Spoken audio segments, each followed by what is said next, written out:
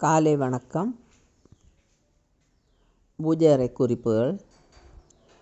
வெற்றிலை நுனியில் லட்சுமியும் மத்தியில் சரஸ்வதியும் காம்பில் மூதேவியும் வாசம் செய்வதாக ஐதீகம். எனவே வெற்றிலை காம்பை கிள்ளிவிட்டு வெற்றிலையை கழுவிய பின் பூஜைக்கு வைக்க வேண்டும்.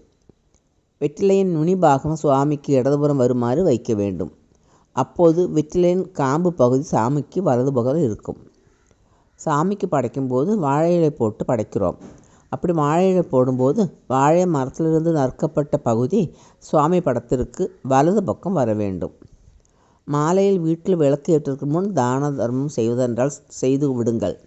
விளக்கு ஏற்றிய பின் தான தர்மம் செய்யாதீர்கள். தொடரும்.